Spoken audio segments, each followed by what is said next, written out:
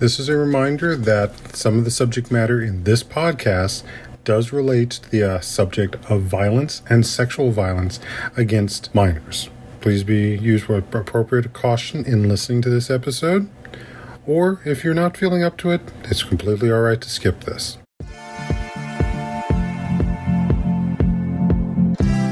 Welcome to Untying Knots, Minds and Souls Untethered with Perry Clark. This program looks at mental health from unique perspectives and shows you how to manage your life by finding the knots that help you and stay away from the ones that could be a disadvantage. Now, here is your host, Perry Clark. Hello, everyone. Welcome back to Untying Knots, Minds and Souls Untethered. I'm Perry Clark, licensed marriage and family therapist, and let's get the business out of the way and start with a disclaimer. I want to remind everyone that this podcast is for entertainment and educational purposes only. This does not constitute working with a mental health professional. I do recommend seeking a professional in your area to work on your unique issues. So, if you listen to the podcast I did with Crystal Blanton, you heard us talk about a certain person, someone by the name of Luna, who at that point we hadn't set the schedule up yet for this occasion. And now I do have her on, and we're going to have a lovely chat about her work and dealing with ancestral healing and spirituality as well. So let me tell you a little bit about Luna. Luna is a San Francisco native who's living back in the city by the bay. She's a fairy practitioner initiated into reclaiming witchcraft, a IFA practitioner. She is indebted to her well and elevated ancestors, the Orishas, the Archangel Michael. And in addition to all of this, well, very much spiritual work, Miss Pantera has also volunteered with the San Francisco Suicide Prevention and Bay Area Rape Crisis, Bay Area Against Rape. And part of her lexicon of experiences that also influence this experience. Luna is a witch, a healer, a writer, and a seer. She uses her shamanic gifts to help others reclaim their power, recognition, their purpose, and regain their own inner wisdom. She dare not call herself a shaman, as that is a title that is earned, and she's continuing to learn and grow herself. Welcome, Luna, to Untying Knots. Thank you so much. Thank you for having me here. This is it's a great opportunity and a great honor. Thank you. Thank you very much. So how did you get here? What brought you to this place? That is such a really in-depth question, but kind of in the Reader's Digest version. I'm a native San Franciscan. I was born in San Francisco in the 60s, and I helped integrate my school. And, people would think San Francisco back in the 60s, they think of the summer love and everything. They didn't realize that it still was a hotbed of segregation and everything else. And I remember, my mom didn't have a landline. My godmother, who I stayed with a lot, had the landline, and we get death threats. And it was kind of like going and being integrated in an all white school. I was one of 12 kids that integrated it. And really not seeing a lot of people who look like you. There wasn't a lot of characters on television that looked like me. And it was always trying to find, that connection. And basically, I grew up, when I did hang around people who had my melatonin skin, I sounded too white, I act too white, the things I like were too white. So it was kind of going back and forth between those worlds. And finally, I guess it was around my late 20s, early 30s, I started really doing more research. Like I always had read James Baldwin, Maya Angelou and things, but I didn't really connect the dots until, I got a little deeper and a little deeper. And finally, when I was around 26, 27, witchcraft entered my life. And I remember the first deity I was drawn to, even though I was studying Celtic mythology, was Yamaya or Yamaja. And it was like someone who looked like me, and kind of went from there. And the whole thing about it, I always knew I wanted to work with the ancestors. It was something that when I grew up, we didn't have like, you can go to a metaphysical store and read a book or anything, but it just felt right because the stories my mother would tell were very, traumatic. Like I had two uncles who were twins who were lynched and castrated. And, she said that offhandly, and I'm like, okay, that's kind of deep. And I think the actual moment that I realized there was something I really had to heal was I was raped when I was 3 years old. And it was something that when I told my mother, she didn't react the way you would hope. It was a lot of blame, and there was a beating. It was my fault, the whole thing. And I kind of suppressed that. It's like one of those memories that we as Black people do. It's like, I have to suppress this because I can't deal with this right now. I don't have the tools or anything. And I had suppressed it for, God, almost 30 years. And I was training with the Red Crisis Center. And we used to have people come in and tell their stories. And this woman came in who was around my age. And the story she told was my story. And I remember holding on to the conference table and just wanting to jump over and beat her up, like, stop talking, stop talking. And I realized it was my story. And, I went up, we hugged afterwards. And that kind of got me on the journey. And talking to like one of my favorite cousins who kind of keeps the family history, I found out my story wasn't unique. Neither was my mother's story. And I even found out my grandmother had been raped at a young age, and that child was my mother. So there was all this generational trauma that we as Black women especially were told, you can't talk about it, got to keep moving. We got things to do, you got families to raise, you got careers to live. And when my mom it was 6 years ago last year. My mom she was in convalescent home, and I knew she was getting ready to pass. And I did a reading, and I saw the exact week she was going to pass. And I had some time. So I decided to start, looking at like ancestral lineage repair, because the teacher I had at the time, he had talked a lot about it. We had one time been in the same house, Ifa house, and we had talked about our passion for ancestors. I knew it was there, but I didn't have the tools. And I took his workshop, and in that one workshop, I was able to connect with my mother's line, which was a line I knew was the most damaged, that was affecting the females in the family. And I saw the pain, and basically it was the third woman off the slave ships. Her mother was a very powerful, priest, a shaman, whatever you want to call it. And she had a thing that they had disguised themselves so they weren't desirable to the white man, in other words.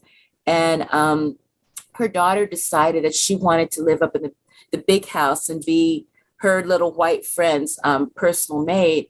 And once she did take off the glamour, she did go up to the big house. She was passed around by all the men. Her children were sold off to finally she killed herself. And that caused her mother to take vengeance. And as the way of a witch really could, she took vengeance on all the inhabitants of that big house. And that was a curse for my family, because we kept reliving those, because we would have early childhood rapes of the women, and it would cause like a kind of a rift between the mother and the daughter. So we had this over and over and over again. And because I have a daughter, I didn't want us to have that kind of dynamics. And I did this work, and it made a big, big difference in both my life, because I had struggled on and off with major depression, thoughts of suicide, and it helped my mental health.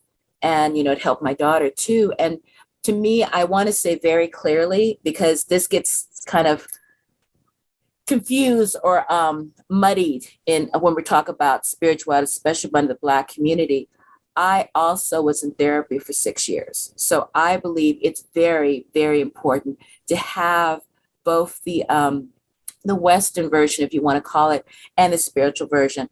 I don't think it has to be one or the other. I think it could be both, but it's also very important to find a practitioner who understands that this is important to me. This is not just some mumbo jumbo, and to respect if you are Ifa or Santeria or, Palo, whatever tradition, that it's in tandem.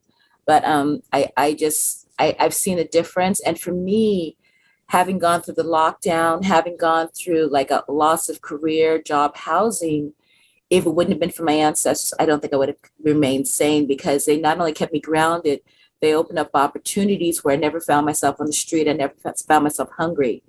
And, the whole thing about it, and this is one of the things I tell my clients when they come to me, we're not going to just do like, touch, touch, touch. When you call in the ancestors, I'm talking about the well and elevated ones. I'm not talking about, oh, I want to call in my ancestors. Well, no, having worked with all 4 of my lines, I know that some of my lines were very, very unwell. And if I would have opened the door to that line, I would have opened up more pain, more wounding. So it's really important that if you're going to do this work, to go to someone who's been trained in it. Because when you open the door, you have to make sure the only ones who are going to come through are the ones who can really enhance your life, not hurt you any more than you are. But, I did do that. And like I said, they have got me into places and spaces I didn't think I was ready for.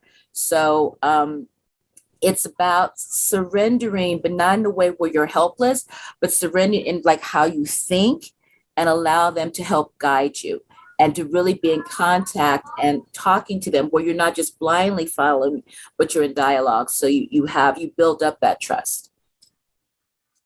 That's a lot. I know.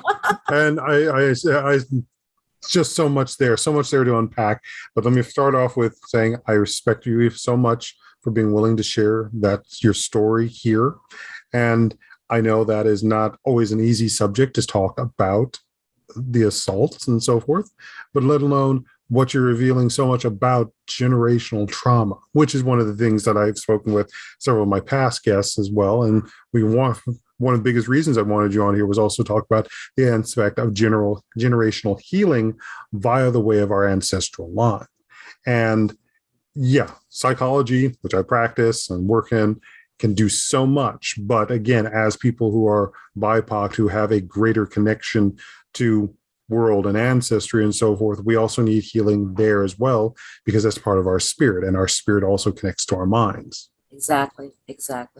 So for those who are in some cases hearing this for the first time, not just ancestral, what is ancestral lineage healing? So basically, the way that I see it, like I gave an example, in my family, there's a history of rape of the young women. And sometimes like you can go like, this is how this affected me. My rape, this is how this affected me. This is my wound. But if you think about it, almost like the layers of the onion, my wound on top of my mother's wound, on top of my grandmother's wound, on top of my great-grandbrother's wound. It's almost like I used to garden. I still love to do it. When you're pulling up weeds, you can't just pull them up. You got to dig in and get the roots to really heal. And I think with ancestral lineage repair, it doesn't just go to how this one experience affected this body, but how there might be 6 or 7 or 8 generations of that same wound. And that to really allow this not only to heal, but to make sure it's not passed on to the next generation, you go in there and dig out those roots so you can remove all the pain. And sometimes you have to look and see where it came from, but sometimes just acknowledging it. And basically what it is that, at least the way that I do it, I go down with my client to go meet those ancestors. We usually have, 2 or 3, at least 3 guides to kind of be there to protect them. And we go and we say, we need to meet the well and elevated ancestor who can help do this. And we question them because the ancestor has to be strong enough to be connected to both those before them, those after them, but more importantly, have the mojo, the power to help start the healing. Because the healing is not going to usually happen that moment, but it starts and it reverberates. Because if it took centuries to do, it's going to take at least a few days to heal. So it's kind of centuries. Yeah. Centuries. But it's starting that, it's acknowledging that there is a greater wound than the wound that the client might be presenting, and saying, I want to dig. I don't just want to do a cleaning. I want to do a root canal to really get at the root and to really heal these deep wounds. Mm. So with that, and being able to recognize that, because again, like I said, this is something that we have to work on an entirely larger level than what normal therapy operates under. What is it that for you can say is the difference between the work you do versus somebody else who's doing ancestral healing? That's a very good question because I learned I was one of the first groups that Mr. Floor taught, and since then I actually had a client go. I wasn't available, but I had a client go to one of the students after, and there was a totally different experience. Hmm. One of the things, because the method that I used, it was not the method I was taught because I had a situation in one of the sessions that I felt very unsafe. And luckily, because I'm a survivor, and whenever I used to counsel my clients, we always talked about safety and how we could do things to feel safe or at least feel, better, less vulnerable. So I always went down when I did this work. I always went down with certain one of my guides, usually two or three of them.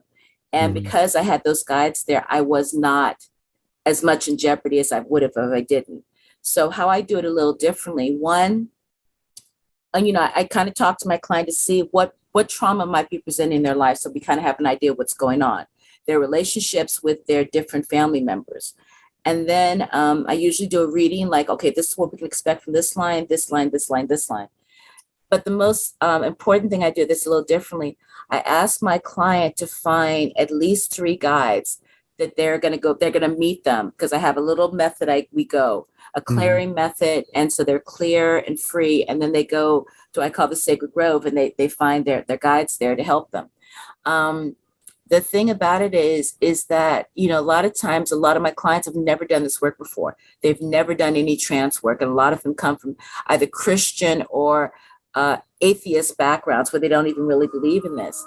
But I ask them, and it's like, it doesn't have to be, the one thing I say, it's not going to be an ancestor, but anyone they might respect or see as other than, because most of my clients, if they're going to do this work, they have some connection with an angel, an Orisha, a saint, someone who's elevated. And with them there, what I have found, my clients are always able to connect to that ancestor because before I got this method, there was a fear of the unknown. So they couldn't go as deep as they needed to. But if they have like, Archangel Michael there, if they have, Bridget or Oshun there, they feel like my guide's here with me, nothing's going to happen to me. And I think it's because of my survivor mentality. My client's safety is utmost important to me. And I think that kind of separates me from a lot of the practitioners out there because they don't understand, even though we're going to see ancestors, not all the ancestors are well and elevated. We never know what we're going to run into. So it's better to be safe than sorry. And let alone how the ancestors are going to want to interact with the individual depending on where they are in time. Exactly. And I think some of my most amusing, but also scary when it first happened is I've had some of my female presenting clients to go work on their patriarchal line. And the men have tried to be very intimidating until we got to the well and elevated ancestor. But if you're going down this like row of like warriors who are trying to intimidate you and you have Archangel Michael next to you, you're not as scared. Plus, she was pretty badass anyway, because this was her bloodline. And when she finally met the well and elevated ancestor, he challenged her too. And she goes, you know what? Bring it on, bitch. And he's like, okay, yeah, we're going to work together now. So it's kind of like, it's very interesting. And I think what I love is when I have a client who meets their well and elevated ancestor, gets on this medicine, because that's the thing. It's not just healing that happens because you're starting to repair that line, that connection. There's all this medicine that's going to be coming to you. And I always ask, are you going to be the mentor to help them know how to use this medicine, know, what it really represents? And that's what we do too. But yeah. Yeah. And the reason I ask that is because there is with any particular, shall we say, call it faith, there are those that are going to be in it for the money, and they're going to peddle this for those that are really seeking to really heal this standpoint, and being able to help have people understand what are they actually asking for, and to be able to tell the difference between someone who is peddling versus who's actually here to do the healing work. And I think, you and I know each other, so we have a relationship. I will say this, and this is something that every spiritual community I've been in, we've gone back and forth at. I believe practitioners should be paid. This is not work to be doing free. And when I did used to do it, either free or very low cost, People didn't appreciate it. They would end up going to someone who's charging $500, $1,000. So I think they should be paid. The other thing is, back in the olden days, the priests and the healers, they were taken care of by the community. They were housed, they were fed. They didn't need to know for anything. We live in a world where it's really important to be compensated. With that said, I also, I think, because there's a lot of people who've gone to other practitioners, and they end up coming to me and they go, "You're so different. I found my ancestors the first time. I've been working with this person for, weeks, and I couldn't get to there." I have to say, it really does come down to, don't go by the hype. Don't go by what you might see on Instagram or all this and that. You really have to talk to the person, ask questions, and better yet, trust your own intuition, trust your higher self. Do I feel comfortable with this person? Because I'm going to the land of the underworld. And whether they realize it or not, that's where you got to go. Anyone who tells you otherwise, they're full of shit. Excuse my French, they're full of shit. You're going to the underworld. And like with anything else, if you're going to Mount Everest, you would want a guide that you've been recommended to, that you knew, because basically you could be going to your death. Same thing with doing this work. Go with someone. I don't say you have to necessarily be humble, but someone that they don't just speak with their words, they speak with their energy. And I know that everything's online right now. Like, I'm not really seeing clients in person. I'm doing online, which I can do, but you have to trust your intuition. And hopefully you do have guides that you can go to and go, okay, is this person legit? Should I do this person? Or even better yet, if, like, let's say that we had a meeting and that it couldn't turn out, like it just kept getting canceled, I might not be the practitioner for you. And I'm fine with that, because I'm not everyone's cup of tea. But if we do hit it, we're really gonna get some work done. But I also don't have this ego where, like, I can work with anyone. No, there's some people I would choose not to work with because they're too resistant and they're not ready for the work. So I think this brings into a very key question. Some would probably ask, why ancestral healing? Why should I be worrying about healing all of these other people, some of which have caused the shit I'm in, versus just taking care of me? And that's a wonderful question. I was just talking with a friend of mine who I want to mention later on, who's also a therapist. I have a lot of therapist friends, but and communities of healers. Exactly. And the thing about it is that recently I saw on Saturday Night Live,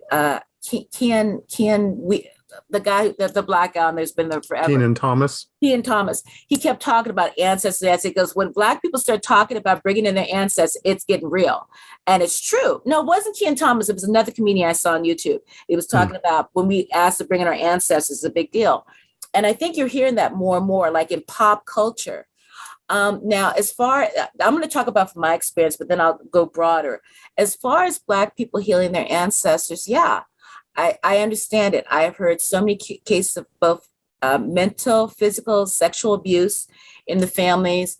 I've heard about, the ones who were the alcoholics and blah, blah, blah.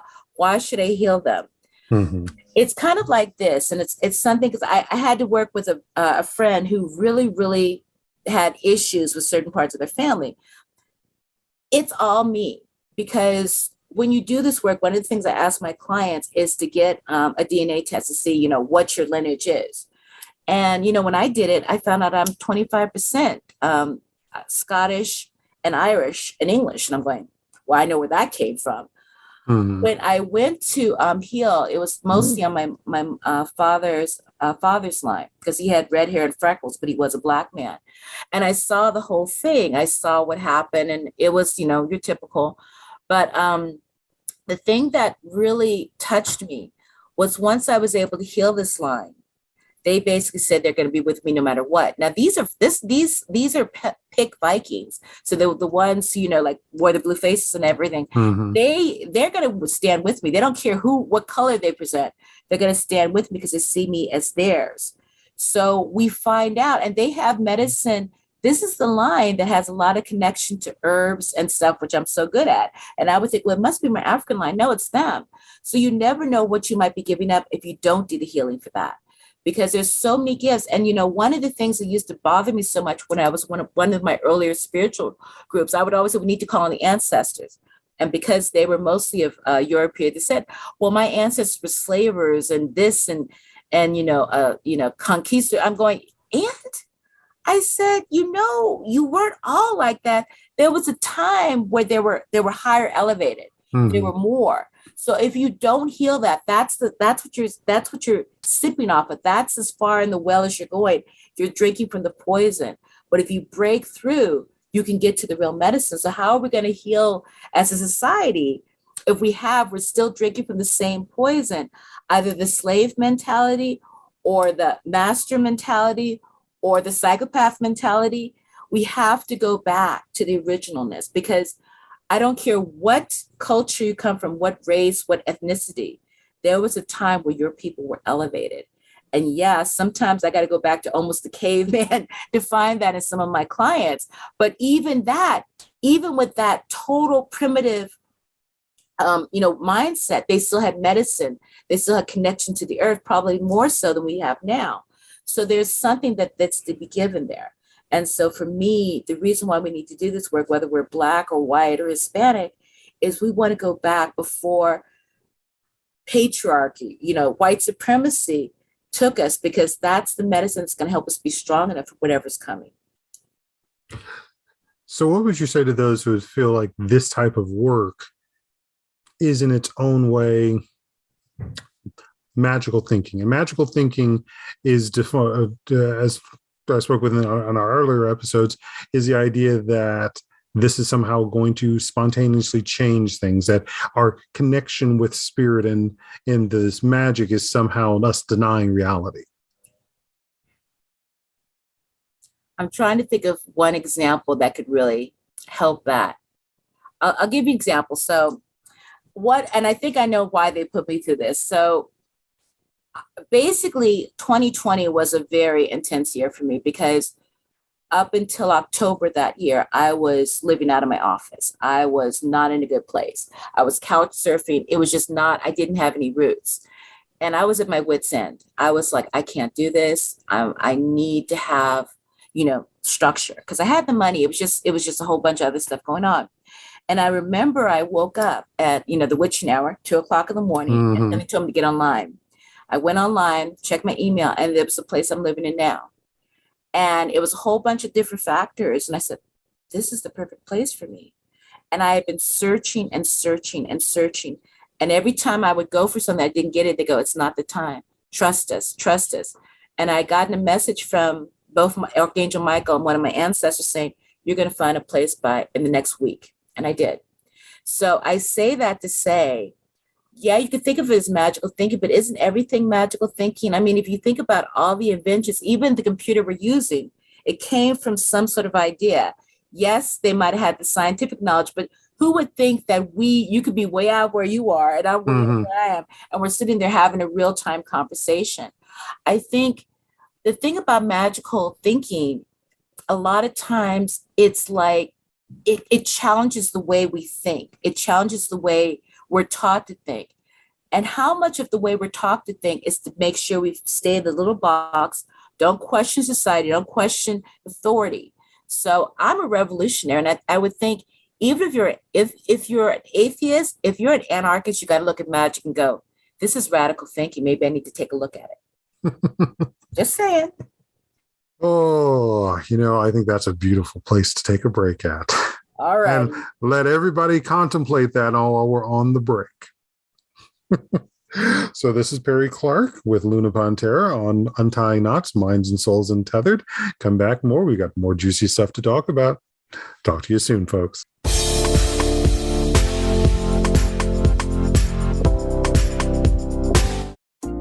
Our lives and the world around us can get messy and frustrating. Untangle and Grow Counseling's focus is to untangle that mess and make sense of it, so you have a good foundation to build and grow from.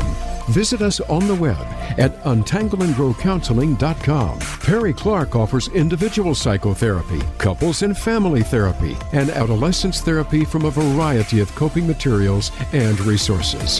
Visit untangleandgrowcounseling.com for more information.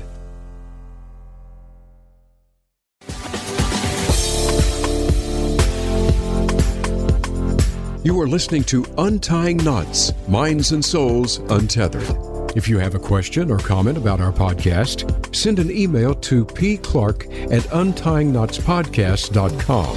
That's pclark@untyingknotspodcast.com. And now, back to the program.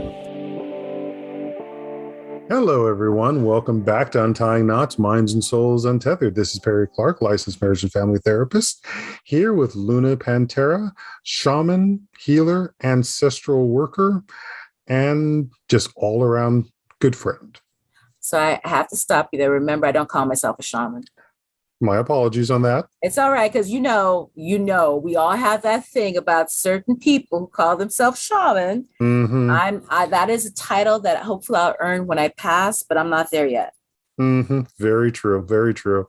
And I say it, I guess, just for the fact that there are some people who can figure that can make the connection towards the spiritual, magical working. Because again, depending on what community you're from, the connotations around names, as we long know, have its problems. It can affect identity and the joys of identity politics, which in its own way creates boundaries. Now, we had just been talking about magical thinking and the beauty of, as you said, the aspects of with magic, anything is possible.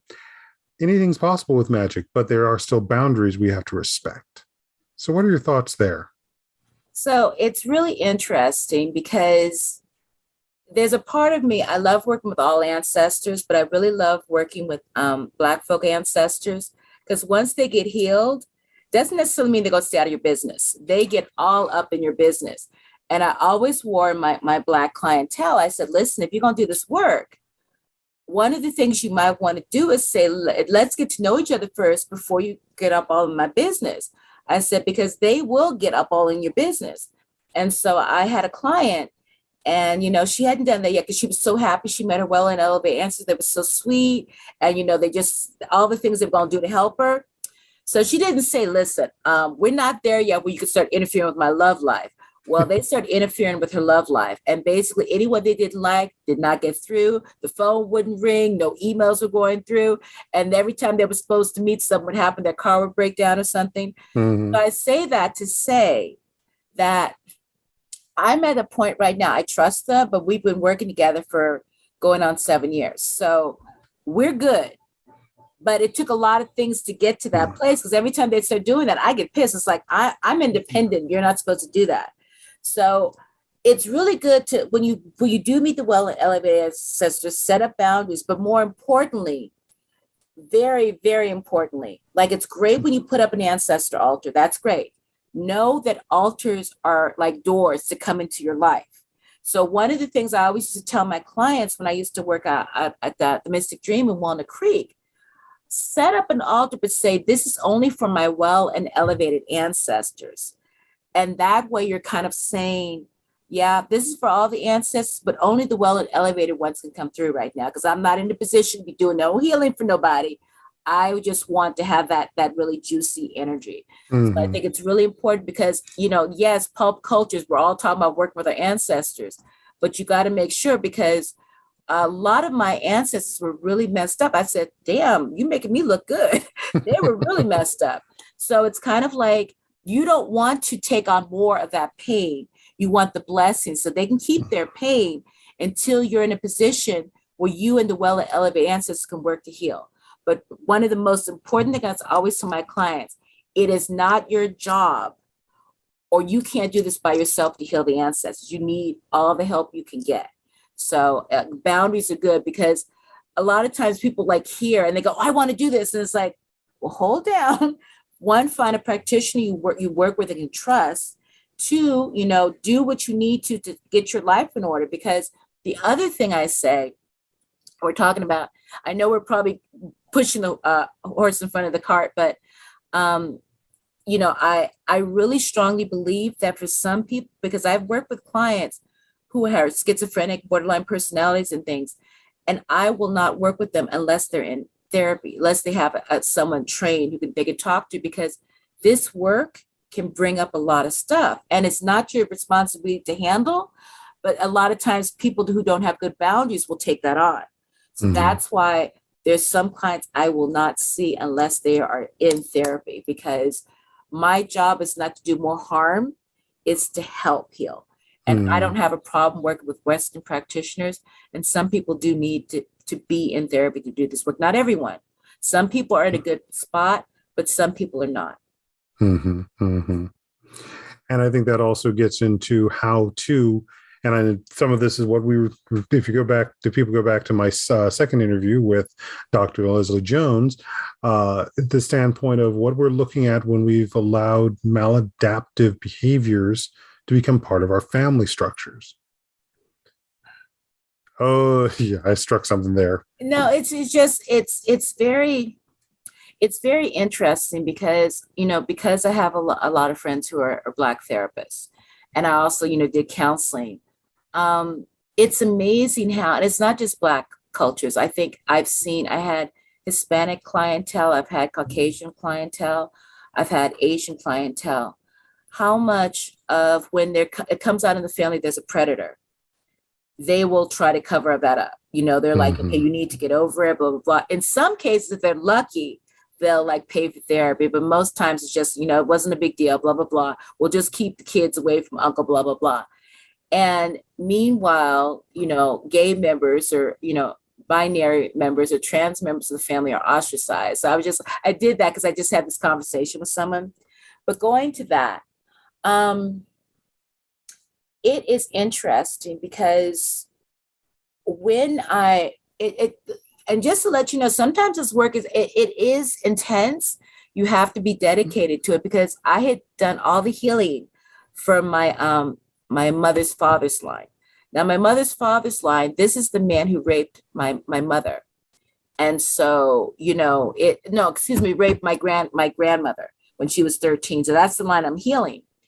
And when I saw what caused the wound, it was a big deal. It was horrific. I don't want to mention it on the thing, but it was really horrific.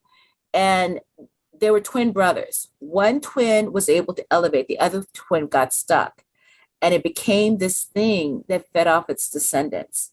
And for me, I am a Freya practitioner. I'm not initiated yet, but I was a Freya practitioner. When I did my, what we call demon work, I saw this entity that's been with the family. And when I described him to my teacher, she said it sounded like someone who was burned to death. And then I remember the stories I was told, and I recognized who this was. The thing about it was, I wasn't able to get rid of it in fairy. I wasn't able to get rid of it in my ancestor lineage repair healing. It took me going to a special priest to help me get rid of this thing. But at least I was able to identify it, and I know what the wound was. So, and this was something that had been, it had done a lot of damage to my family. And it was going to take me out if I hadn't gotten rid of it. And the good thing about it is that because of the work I'd done with the ancestors, instead of being thrown into the abyss, when it was expelled from me, I saw the ancestors gather it and take him to be healed. So that's what ancestor work can do if you do it. But it's intense. It's not always like that. A lot of my clients, they don't have that many wounds, and a lot of them do. And it's not just about race. I've had European clients who had a lot of trauma, and trauma is trauma, and it really doesn't know race. Let's just put it that way. And definitely want to continue on that one, but you actually sparked an entirely another line I need to ask about. And I think we also need to arrange in a session for you and I to have on that ancestral healing one. You talked about the aspect of how the LGBT members of the family get thrown away and they get lumped in with the predators. Yes. But I'm sorry, go ahead. And as an LGBT man myself, it's like, okay, there's another line that doesn't get talked about, that doesn't get recognized.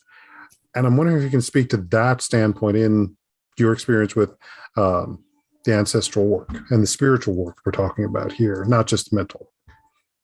One of the things I love, and it's going to make me want to cry, I have a lot of friends who are LGBT members, and I've worked with them.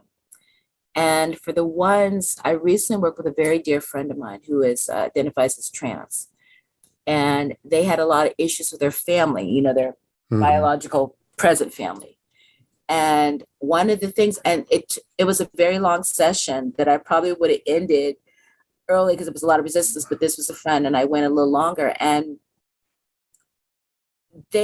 as they finally let go of their control, because they thought that they kept drawing in the ancestors who would disapprove of them. Mm-hmm. And I said, let that go, let that go. And it took a while. And they started getting the ancestors who not only approved, they said, we're not the ones, but let's take you to the ones. And when they met the one, there was such an outpouring of love and support and sorrow for everything they've gone through. And this person wasn't trans, but they recognized them as their descendant. And that, it took a while for my client to absorb that, but it was so healing that they had this ancestor who saw who they were and accepted them. Mm-hmm. Accepted them because they saw their struggle, they saw who they really were, and they were ready to bestow upon them all the medicine of that line because they knew they were the true descendant. Even though this person had brothers and sisters, they knew they were the true descendant because they were the ones who went to help. They were the ones who did that journey. So I say that to say that when I have my clients go, I'm scared to do this because, you know, my family's really homophobic or transphobic or whatever. I go, but that's not who we're going to talk to. We're going to go far enough back. And people need to understand the ancestors, the well and elevated ones, they've let go of all those biases. If they ever had them, a lot of them never did. So when they finally see someone who's so many generations away, who's saying, I want to learn the old ways, I want to reconnect with you, that is a powerful thing. That's that unconditional love we talk about. So it's scary, but it's worth it if people take the journey. Yeah, we're definitely going to be scheduling a session to talk with them. So, because in that aspect is like, and I'll be frank for transparency. Yeah, I've also worked with you to do healing on my family's lines. And yeah, there's some doozies in there too. And I'm sort of kicking myself because it's like, okay, well, you know, I probably should have a conversation with the other LGBT ancestors as well, because, you know, we've got a very different experience living through all of this history as well. And I'm sure there's some wounds there that need to be healed. And that's one of the things, just to let you know, one of the things I did learn before I finished my studies with Mr. Floor, we did a parlay. Mm-hmm. And in that parlay, yes, my mother's father's line was healed, but there still had never been this kind of acknowledgement. Mm-hmm. And so my mother's father's line got together with my mother's mother's line. And there was a moment where the man who raped her fell on his knees and said, he apologized. Mm-hmm. It was really interesting. My grandmother appealed as a little girl, not the grown woman I knew as a little girl. And not only that, the other man who appeared, like in my mother's father's side, there's 3 well and elevated ancestors because they needed that much to just get them all together. And one of them is this white Presbyterian, actually Episcopalian minister. And he threw down his Bible at my grandmother's feet. He says, this was never what this was meant to be used for. He goes, I'm so sorry. And she hugged him. But she couldn't hug, the man who raped her. She at least acknowledged him. So I say that to say that once you do this work, you can go deeper to do those parlays and to really, now that they're healed, they're ready to have those deeper conversations. Mm-hmm. And this just shows so much of the trauma of the past and how much trauma we've also got in the present. And I know that was your work too with the Rape Crisis Center. And I know you touched on it a little earlier when we were talking about your story, but any thoughts you can share there? Well, I think, and one of the things it's funny you should mention that, because not only was I a rape crisis counselor, I work with the ACLU, I work with Harvey Milk Club, I've worked with the National Organization for Women. I've always worked for equality for everyone. And it's always been a passion of mine because I grew up, even though it was San Francisco, there were some certain places I wasn't allowed to go.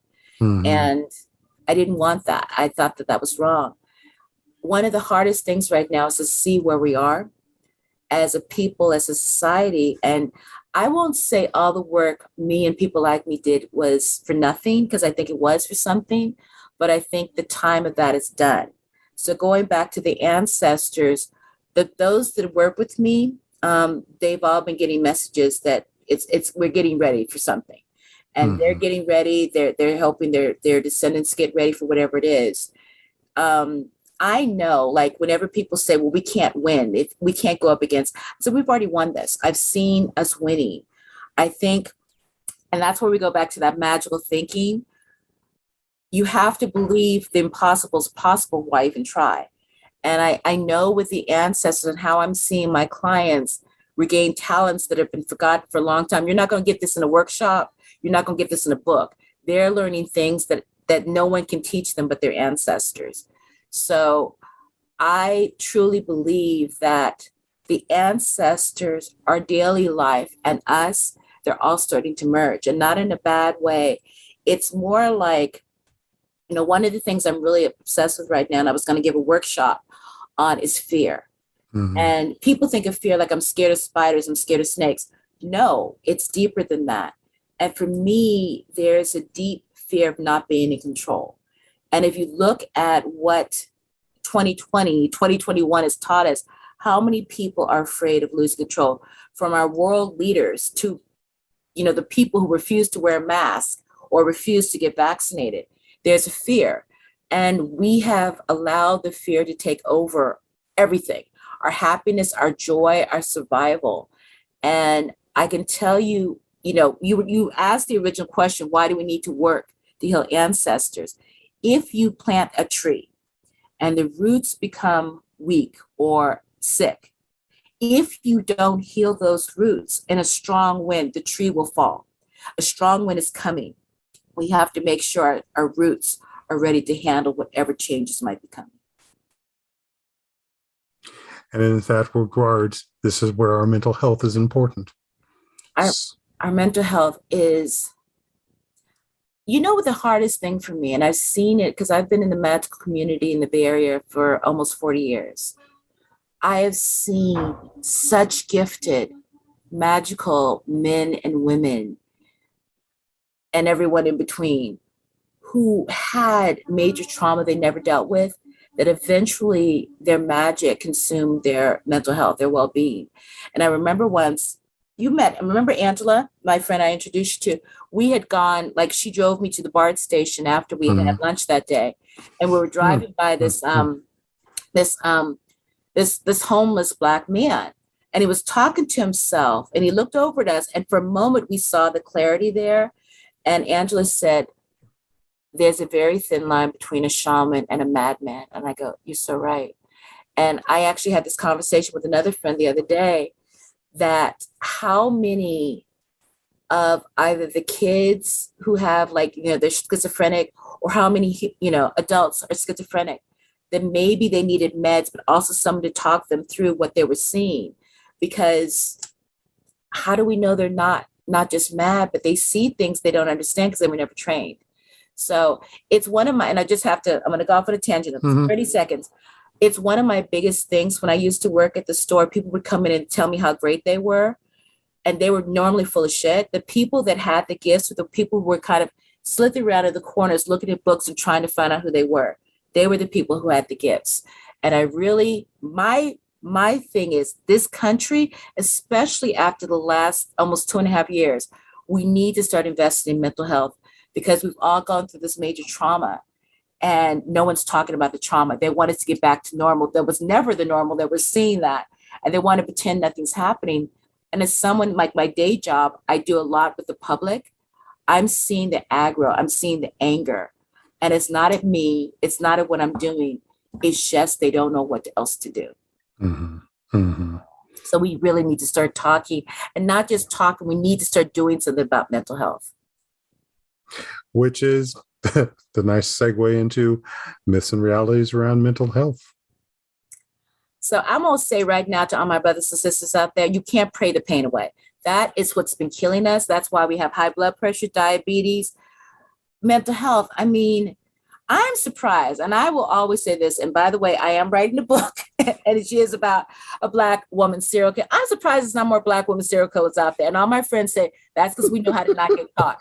Because seriously, Lord knows, I don't know how we do it. I'm writing about it. I'm writing about all of my ways I would kill people in a book, but I don't know how we do it. But seriously, we were taught that. My mom was Catholic, so she wasn't even that Christian, but it was like, swallow the pain, get over it. We've done this for centuries. We could do it.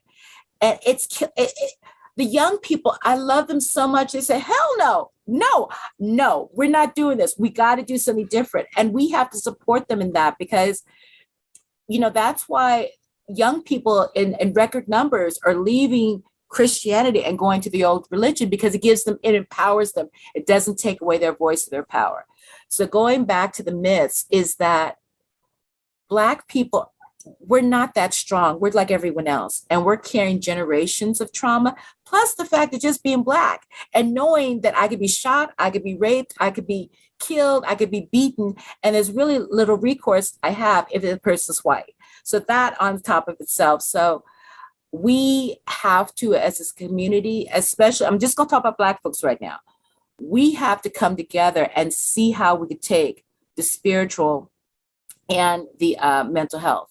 Because my friend, in fact, I'm just going to do a little segue. My friend, Laura McClannon and I, we are coming up with workshops and seminars on how to really integrate psychology and spirituality. Now, she's a Christian. She identifies as a Christian. I'm a witch. But we both understand that the Black church has been very prominent in keeping our sanity together, our community together. So it's not about getting rid of it, but we have to go to the next step. How do we protect our mental health? Because it is taking a beating right now. And it's if we're free walking around like half crazy, that is not living. So it's almost like we need to acknowledge our pain is valid, and then find the ways of really releasing it eventually, because we can't hold this anymore, because it's literally killing us, mind, body, and spirit. And I think going back to my earlier question is like how we have allowed maladaptive behaviors to become part of our family. Maladaptive behaviors have also become part of our spirituality in the Black church, the Black mosque, the Black covenant. Black covenant. And, one of the things that I heard, and I know that I might have to enact my main character, Danica, if I ever saw personally, that there have been cases of priests raping their children on the mats during initiation. And I'm going, if spirit don't strike you down, Lord knows I might have to. But, that's the kind of stuff. And that, one of the things, and it doesn't matter what your spirituality is, and it's kind of off the subject, if you have a mental illness that's not taken care of, spirit is not going to heal you. If you're a pedophile, spirit is not going to heal you. You're going to need some help doing that. Or else you might need an Oya priestess to take your ass out. But, one or the other. Yeah. So no faith is immune from these problems. No faith is immune. And I think, to me, what I've always seen, spirituality could be the flashlight to see what's wrong. And then you decide how you're going to handle it. But a lot of times it's not the fix it. It's the flashlight to help you look a little closer. And yes, there might be something in there that you can use, but a lot of times it's like you gotta do the work. Too many people come to spirituality and think, fix me. Because that's when I used to be a reader. People would come and say, fix me. And it's like, I'm going to tell you what's wrong with you with the tools you have, but you got to do the work. I don't want to fix you. I'm still fixing myself. So people need to come with anything, even therapy. You can go to a therapist, but if you're not going to really do the work and share and listen and respond, it's a waste of money. People have to take responsibility. So just in case my audio engineers can't get that, what you've been hearing in the background is the fact that another apartment in my building is under rehab. So I apologize for that. But I also would say that is the tone of spirit saying yes. There you go. Exactly. So I'm going to look at it that way. Spirit is saying, yes, go on, sister. And that truth. So I think that is a best place for us to wrap this conversation. I hope that everyone has enjoyed listening to this and is thinking about what do they need to do to look at their own family lines and and get that generational healing that's there. So where can people find you? I was just about to say, can I get my website? So my website is Luna, LUNASTOUCH.com, lunastouch.com. And my email is heal, that's HEAL, at lunastouch.com. Beautiful. Very much. So this episode right now is being recorded in January, and it's going to probably be our first one for July. So we're going to be probably coming up around the 4th of July, which is a perfect time to also, again, remember, what are we trying to heal for ourselves, our family line, our community, our country, and ultimately our world? Because all of those lines need some work. Ashe. And don't forget Juneteenth, because that's what I celebrate. Mm-hmm, mm-hmm. But I got a different series I'm running for that one. But that is also one of those places of where we are recognizing what has been here, what we are trying to heal, and that there is no shame in having our spirituality and having our mental health. So this is Perry Clark, licensed marriage and family therapist with Luna Pantera. Here on Untying Knots, Minds and Souls Untethered. Be well, people. Can seek help.